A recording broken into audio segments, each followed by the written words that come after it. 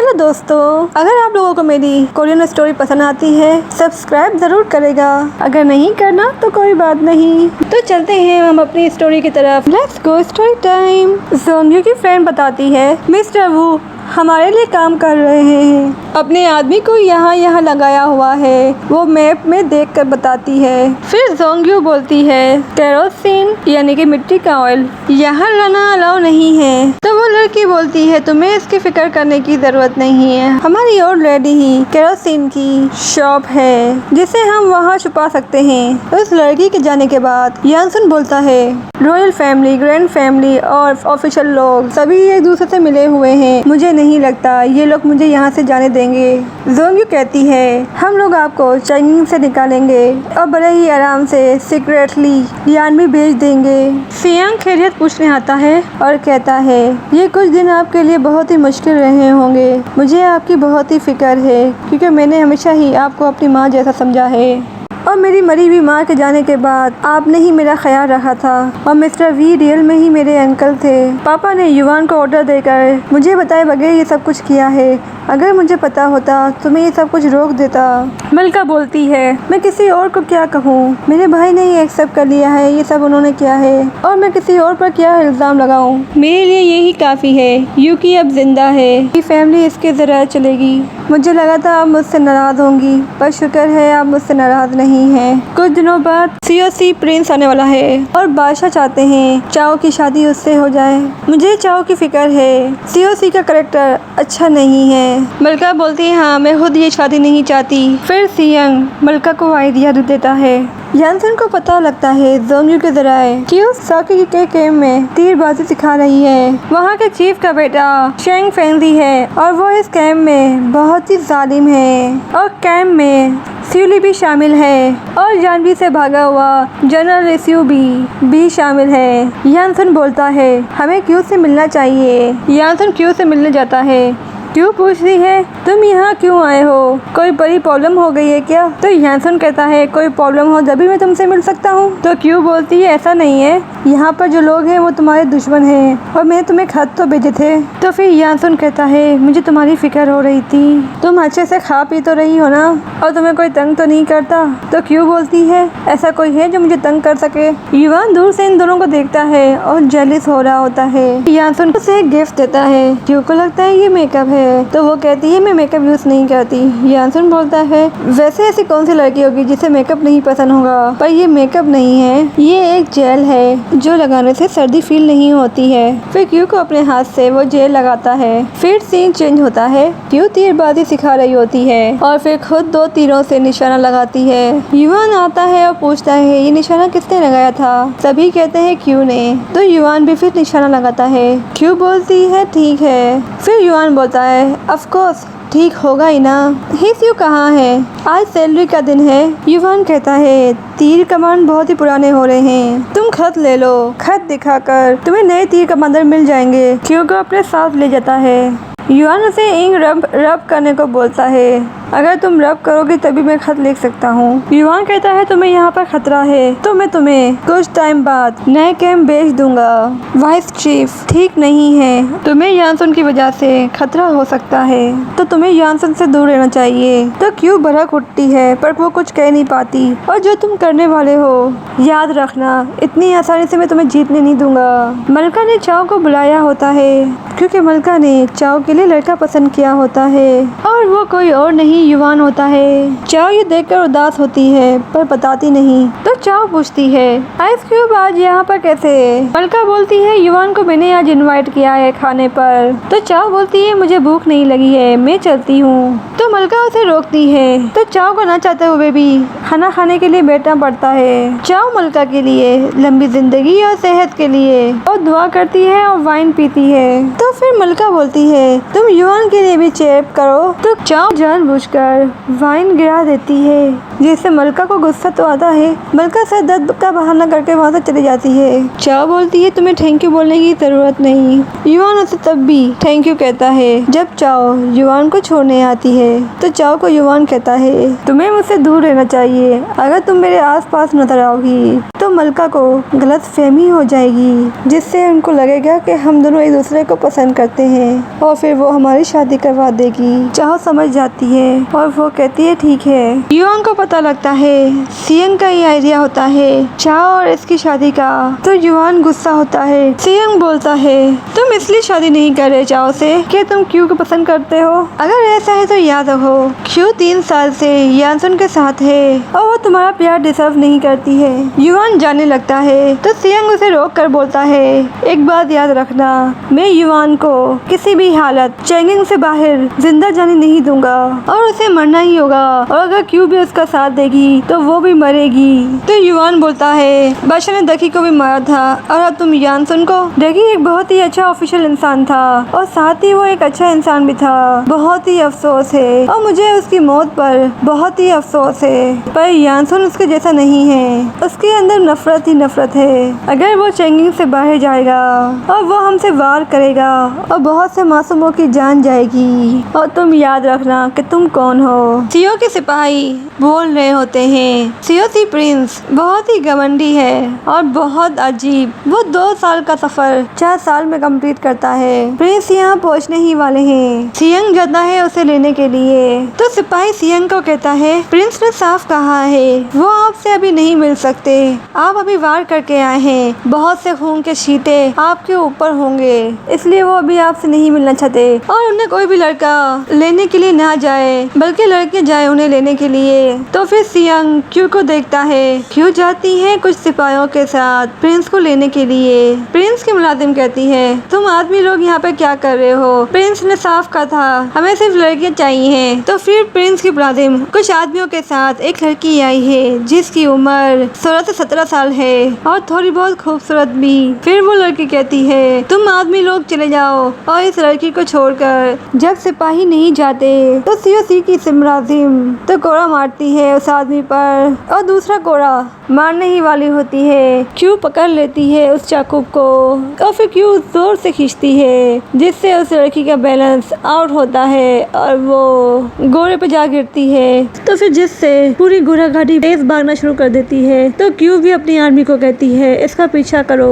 तो क्यू सबसे पीछे होती है और फिर एक लड़का आता है घोड़े पर, तो फिर वो क्यू के घर घोड़े पर आकर बैठ जाता है।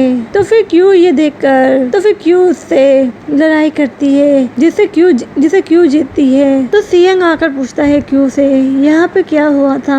तो फिर सियंग सीओसी से माफी मांगता है। तो पर सीओसी का पूरा ध्यान तो क्यू पर होता है और वो उसे देख देख कर खुश हो रहा होता है। तो फिर प्रिंस की मुलाजिमा सीओसी को ले जाती है, आराम करने के लिए ले जाती है।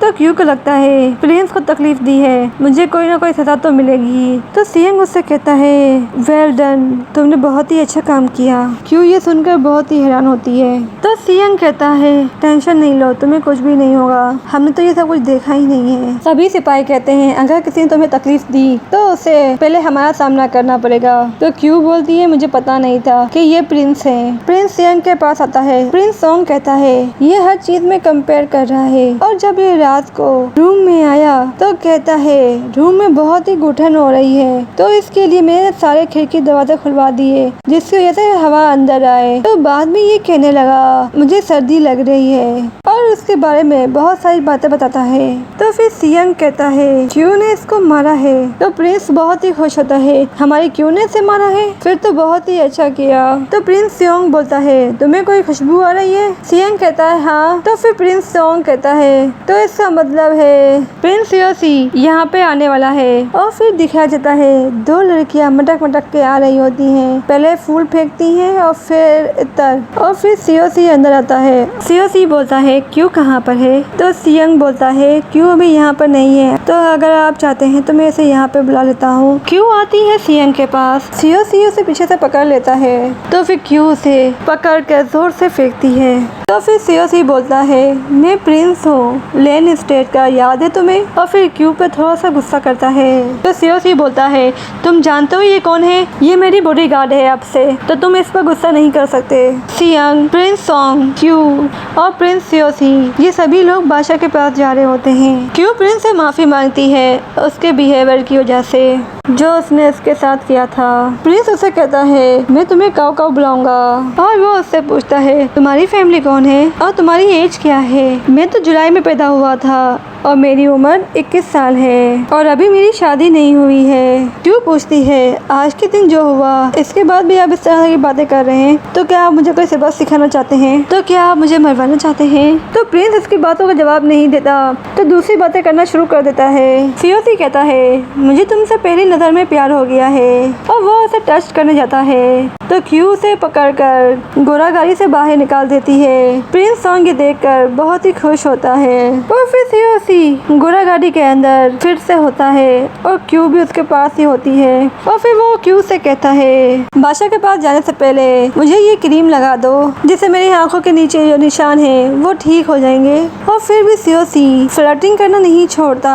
बादशाह का दरबार आ जाता है और ये जब नीचे उतरते हैं और बहुत सारी लड़कियां जो बहुत ही अच्छे खानदानों से ताल्लुक़ रखती हैं पर सियोसी को इनमें से कोई भी लड़की पसंद नहीं आती। और फिर वो बादशाह के पास पहुंचता है। बादशाह पूछता है क्यों तुम यहाँ पे क्या कर रही हो। तो फिर क्यों बोलती है मुझे हुक्म दिया गया है कि मैं सियोसी को हर खतरे से बचा सकूं और मुझे इनका पर्सनल बॉडीगार्ड बनाया गया है। तो सियोसी भी बोलता है हाँ ये मेरी बॉडीगार्ड है। तो बादशाह अपनी ख्वाहिश जाहिर करते हैं और कहते हैं बाहर जो तुमने बहुत सारी लड़कियाँ देखी हैं वो बहुत ही बड़े बड़े खानदान से ताल्लुक़ रखती हैं और मैं चाहता हूँ हम दोनों के मुल्क के बीच में एक अच्छा रिश्ता कायम हो और तुम्हें जो भी लड़की पसंद आती है मैं तुम्हारी उससे शादी करवा दूंगा।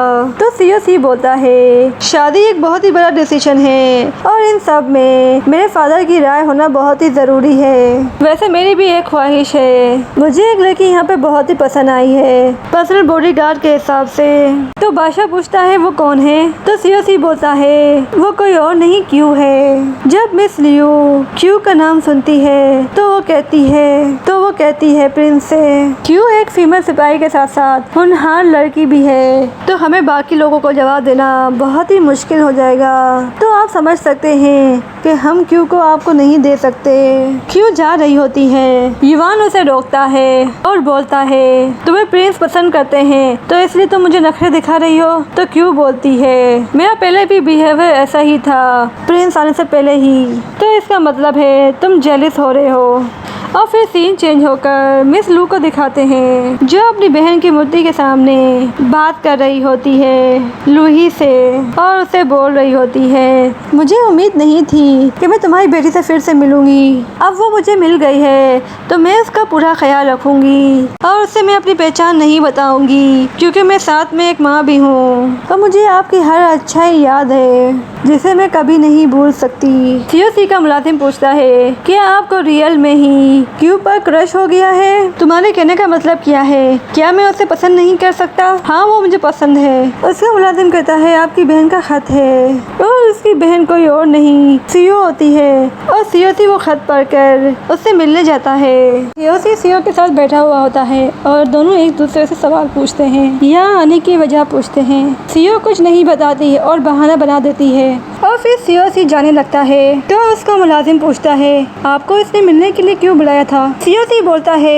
मेरी बहन बहुत ही चालाक है और ईवल भी और ये मुझे मारने के लिए कुछ भी कर सकती है तो हमें बहुत ही केयरफुल रहना होगा। चाओ की मुलाजिम बादशाह की सारी बातें सुन लेती है और जाकर चाओ को बताती है कि बादशाह आपकी शादी सियोसी से करवाना चाहते हैं। ये सुनकर बहुत ही रोती है और फिर बादशाह के पास जाती है। बादशाह के पास एक ऑफिसर आता है जो कह रहा होता है अगर यान भी चला गया तो वो हम पर जरूरी वार करने का जरूर सोचेगा तो आपको उसे नहीं जाने देना चाहिए। तो बादशाह बोलता है मैं जानता हूँ सियोसी प्रिंस यहाँ पर हैं और मैंने वादा कर लिया है तो मैं ये वादा नहीं तोड़ सकता। फिर बादशाह बोलता है हम ऐसा कर सकते हैं, हम उसकी मौत को हादसा दिखा दें। तो वो ऑफिसर सोचने लगता है कि यानसुन को हम कैसे मारें। चाओ आती है।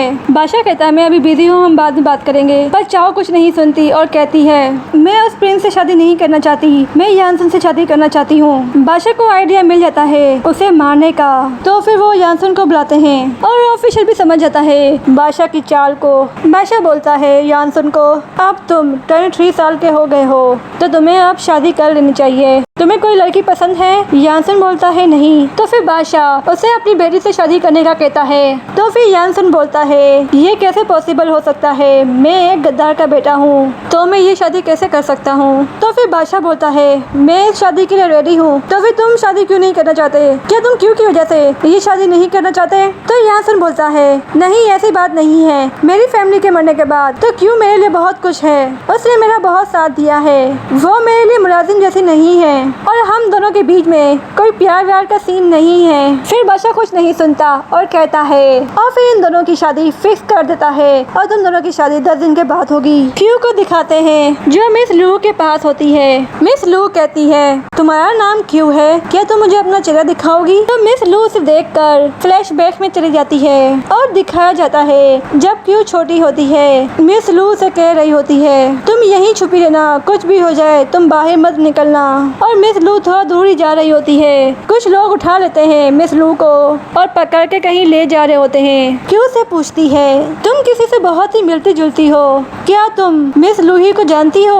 और फिर मिस लू लूही की बहुत तारीफ करती है। क्यू बोलती है नहीं, मैं मिस लूही को नहीं जानती क्योंकि मुझे अपने पास के बारे में कुछ भी याद नहीं और अब मैं यानसन के साथ हूँ। तो फिर मिस लू उसे कुछ भी याद नहीं दिलाती और कहती है मुझसे मिलते आती रहना। क्यू जा रही होती है। प्रिंस पूछता है तुम यहाँ कैसे? तो क्यू बोलती है मुझे मिस लू ने बुलाया था। तो फिर प्रिंस कहता है ये 3 साल से बादशाह के साथ है, इसे विल ने भेजा था। जब विल तुमसे नफरत करता है तो इसे तुमसे क्या काम हो सकता है? तो क्यू भी सोचने लग जाती है। और फिर क्यू चाओ यानसन को देखती है। चाओ उसे बोलती है हम दोनों की शादी होने वाली है, वो भी 10 दिन के बाद। प्रिंस तो बहुत खुश होता है पर क्यू सोच में पड़ जाती है। फिर चाओ क्यू को बोलती है तुम 3 साल से यानसन को जानती हो और तुम्हें पता होगा उसकी पसंद और नापसंद के बारे में, तो मैं चाहती हूँ कि तुम मेरी हेल्प करो। तो यानसन कहता है उसे कुछ नहीं पता। तो प्रिंस कहता है इसे छोड़ो, मैं तुम्हें बहुत सारी मुलाजिम दूंगा, तुम उसे ले जाओ अपने साथ और शॉपिंग करो। और फिर प्रिंस क्यू को कहीं और ले जाता है और उसे कहता है तुम चाहो तो यहाँ रो सकती हो। पर क्यू नहीं रोती, पर क्यू उदास जरूर होती है। तो क्यू बोलती है मैं क्यों रोऊंगी? तो फिर प्रिंस कहता है तो इसका मतलब है तुम्हें यानसन पसंद नहीं है, तो क्या तुम मुझे पसंद करोगी? तो क्यू पूछती है कैसे पता लगता है कि हम किसी को पसंद करते हैं? तो प्रिंस कहता है हम किसी के ख्यालों में गुम होते हैं, हमें भूख नहीं लगती, हमें नींद नहीं आती है, हम उसके बारे में ही सोचते रहते हैं और हम चाहते हैं कि हर वक्त वो हमारे साथ रहे। क्यू बोलती है जैसे तुम बता रहे हो ऐसे साफ जाहिर होता है, ऐसे लोग बीमार होते हैं। और क्यू वहाँ से चली जाती है। क्यू उदास बैठी होती है। यानसन की धुन सुनकर उसके पास जाती है। यानसन हिचकी बजा रहा होता है और क्यू के आने के बाद वो उससे कहता है मैं ये शादी नहीं करना चाहता, पर ये बादशाह का फैसला है। क्यू बोलती है मैं जानती हूँ वो अपनी बेटी का यूज कर रहा है तुम्हें मारने के लिए, तुम मुझसे नाराज तो नहीं हो? क्यू बोलती है नहीं, पर मुझे चाओ के लिए अफसोस है, वो तुम तो सच में प्यार करती है। तो यानसन कहता है जब भी मैं शादी से पहले ही ये शहर छोड़ कर चला जाऊंगा जिससे वो संभल जाएगी। और फिर युआन क्यू को सारा प्लान समझाता है कैसे वो वहाँ से निकलेगा और क्यू का शुक्रिया अदा करता है और बोलता है अगर तुम ना होती तो मैं कब का मर चुका होता इन 3 सालों में। और कहता है हम यहाँ से चले जाएंगे और एक साथ जिंदगी गुजारेंगे। और क्यू भी जैसे हाँ में हाँ मिला रही हो। एक सीक्रेट मैसेज आता है यानसन के लिए, उसे कोई मिलने के लिए बुला रहा होता है रेस्टोरेंट में 4 घंटे के बाद। और यानसन उसी रेस्टोरेंट में पहुँच जाता है उससे मिलने के लिए। जोंग्यू यानसन को बताती है जो आपको मारने की कोशिश कर रही थी। फिर यानसन उसे सीधा पॉइंट पूछता है कि तुम मुझसे क्या चाहती हो? और मैं चाहती हूँ कि तुम मेरी हेल्प करो और मैं तुम्हारी हेल्प करूंगी इस चैंगिंग से बाहर निकलने की और सेफली यानबी तक पहुँचाने की, क्योंकि यहाँ से निकलना तुम्हारे लिए आसान नहीं होगा। तो जोंग्यू बोलती है हम तुम्हारी बातों पर कैसे यकीन करें? तो फिर सीओ बोलती है हाँ मैंने तुम्हें मारने की कोशिश की थी, पर अब बात कुछ और है, मुझे तुम्हारी हेल्प की जरूरत है कि मैं बादशाह को खत्म कर सकूं और इसकी सल्तनत को भी। और मुझे लगता है अगर हम मिलकर काम करेंगे तो हम बादशाह को आराम से हरा सकते हैं। तो यानसन उसकी बात को एग्री कर लेता है। क्यों तीरबाजी कर रही होती है और तीर कमांडर रखती है। युआन बोलता है तुम्हारा दिल टूट गया होगा जब तुमने ये सुना होगा कि यानसन की शादी हो रही है। तो क्यों कुछ नहीं बोलती और वहाँ से जाने लगती है। तो फिर युआन फिर से बोलता है तुम खुश हो यानसुन की शादी हो रही है? तो क्यों आंसर नहीं देती? तो वो बोलता है तुम काफी सालों से दोनों एक साथ हो और तुम उदास भी हो। क्यों को गुस्सा आता है और बोलती है तुम इस शादी का रीजन जानते हो? तो युवान बोलता है तुम यहाँ से गई नहीं हो, तो इसका मतलब ये है तुम दोनों कोई प्लान बना रहे हो। अगर तुम चाहो तो तुम अकेली जा सकती हो, इस शहर को छोड़कर, और इस खतरे से दूर रह सकती हो। इस शहर को नुकसान पहुँचाने की कोशिश की तो याद रखना तो तुम नहीं बच पाओगी।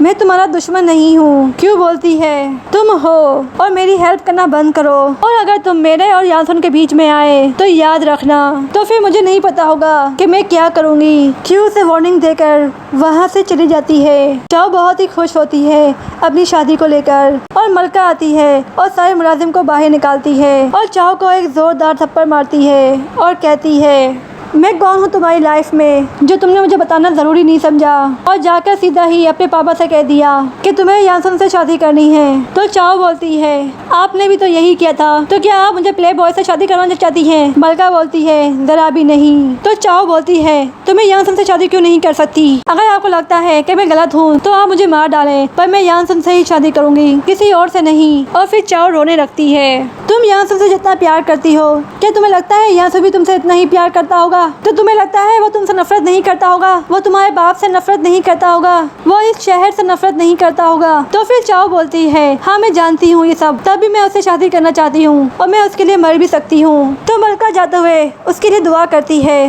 कि तुम अपने फैसले पर कभी ना पछताओ। विल आता है मिस लू से मिलने के लिए, पर मिस लू उसकी बात को झिड़क देती है और कहती है जब मेरे पास टाइम होगा मैं तुमसे मिलूंगी। उसके जाने के बाद विल को बहुत ही गुस्सा आता है और फिर विल बोलता है मैंने ही तुम्हें बादशाह के पास भेजा था, तुम मेरी नाक के नीचे इतनी आराम से नहीं रह सकती। कि रूम से निकलती है और देखती है सीओसी की मुलाजिम होती है और वो खुद भी गुलदस्ता लेकर खड़ा होता है, पर क्यों उसे इग्नोर करती है और सीधा चलने लगती है। सीओ उसके साथ चलता है और उससे बात करने की कोशिश करता है। तो फिर क्यों गुस्से में कहती है मुझे ऐसे लोग जरा भी पसंद नहीं है जो मेरा पीछा करें, और ये फ्लावर तो मुझे जरा भी पसंद नहीं है, और तुम्हारी आंखें, मुझे तुम्हारी आंखों से भी नफरत है। और उसे वार्निंग देती है अगर तुम मेरा पीछा करोगे तो मैं तुम्हें मारूंगी। तो क्यों जाने लगती है। सीओसी उसे रोकता है तो क्यों उसे पकड़ के गिरा देती है, और उसी वक्त युवान आता है तो सीओसी की मुलाजिम क्यों की शिकायत करती है। तो सीओसी मना करता है उसकी शिकायत करने से, और फिर सीओसी क्यों के पास जाता है और कहता है क्यों ना हम बाहर चले,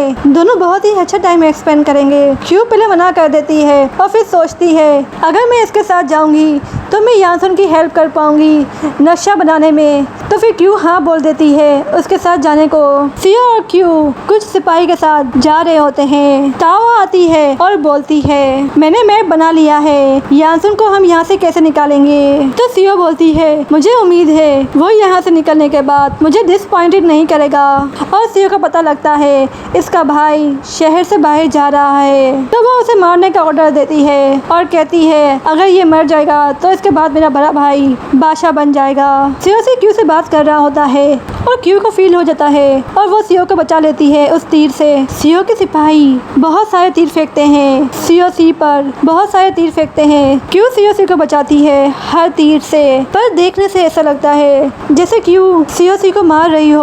और फिर क्यू और सीओ भागने लगते हैं और क्यू सीओ की जान बचाते वक्त जख्मी हो जाती है। और फिर क्यू और सीओ पानी में छलांग मार देते हैं। यानसुन को पता लगता है क्यू खतरे में है तो वो जाता है उसे बचाने के लिए। जोंगियो और जिन उसे रोकते हैं पर वो नहीं सुनता और वो चला जाता है शहर के बाहर। और फिर युआन को पता लगता है यानसुन शहर के बाहर जा रहा है, तो फिर युआन को लगता है वो यान भी जा रहा है। तो फिर जब सिपाही ये कहता है यानसुन क्यू और सीओसी के पास जा रहा है तो युआन को लगता है कुछ तो गड़बड़ है और फिर युआन भी अकेले निकलता है। सीओसी क्यू को ही देख रहा होता है। जब क्यू होश में आती है उठने की कोशिश करती है पर क्यू उठ नहीं सकती क्योंकि वो जख्मी होती है। तो फिर क्यू सीओ को आराम करने का बोलती है। तो फिर सीओ बोलता है मैं जानता हूँ ये सब मेरे पीछे पड़े हैं, मेरी जान लेना चाहते हैं। और इस सब के पीछे मेरी बहन का हाथ है और वो चाहती है कि मैं मर जाऊं और फिर इसका भाई बादशाह बन जाए मेरी जगह। क्यों बोलती है ये तो मैं नहीं जानती,